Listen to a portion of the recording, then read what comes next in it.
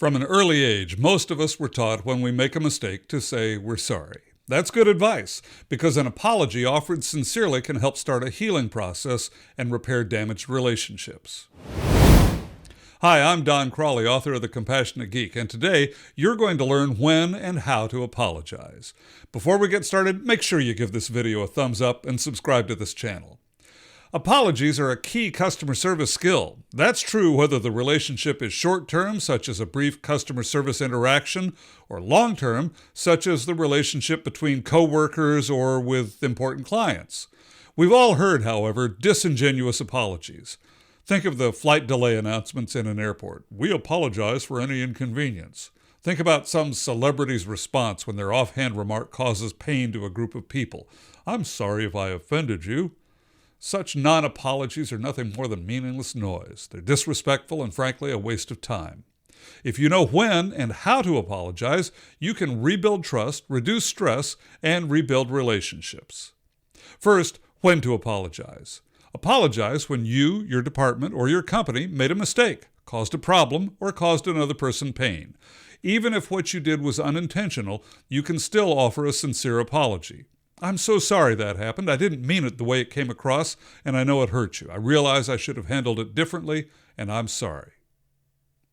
Apologize when an application or a piece of hardware fails for which you, your department, or company are responsible. I'm sorry that system failed. We'll get that taken care of right away. Next, when not to apologize. Don't apologize automatically. It seems like some customer service reps have an I apologize button they press for every customer call. If your customer is calling for some routine matter, such as to request a password reset, don't apologize. If your customer is calling to request new network access, don't apologize. Next, how to apologize. You can apologize via email, a phone call, Slack, or Teams, a text message, or in person. Make the decision about how to apologize based on how serious the problem is from the other person's perspective and the other person's preferred method of communication. If it was a big mistake, offer the apology in person, or if that's not practical, make a phone call. If the other person would see it as a minor issue, a Slack message, a text, or an email is fine. Be specific in your apology. Don't say, we apologize for any inconvenience. Instead, say, I'm sorry that you still can't connect to the printer. I know that's a hassle for you, and I don't blame you for being upset. Take full ownership of the issue. Don't try to pass off the blame on others. Just own your part of it and take steps to make it right. I'm sorry that your issue wasn't fixed the first time. I'll personally track it down, find out what's happening, and get back to you by this time tomorrow with either a solution or next steps. Offer restitution. That could mean repairing something that was damaged. It could mean committing to being a better listener in the future. It could mean offering to do extra work to make up for an overlooked task. Regardless, find a way to make it right. And finally, how not to apologize. Don't offer a general, non-specific apology. Don't say something like, I apologize for any inconvenience. Instead, say, I'm so sorry that I didn't get that report to you on time. I know that caused a backup for you, and I'm sorry for that. Don't make it conditional. Don't say, I'm sorry if I offended you. Instead, say, I'm sorry I offended you. That was not my intention. I value our relationship, and I'm sorry for my mistake.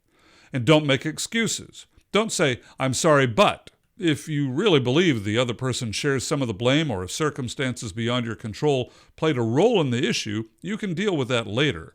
Your apology should take ownership of your part of the problem, no ifs, ands, or buts. So, what's the difference between an apology and an expression of empathy? If you use the words I'm sorry, it can be taken as either an apology or an expression of empathy for the other person's problem, regardless of the source of the problem. If you use the words I apologize, it's an apology. If the focus of your words is on the other person, it's more a statement of empathy. I'm sorry that happened to you is more a statement of empathy. If the focus of your words is on yourself or your organization, it's an apology. I'm sorry I dropped the ball on that is an apology. Obviously, different situations will influence your responses. For example, if you work in a large call center, you may not be allowed to take full ownership of a customer's issue.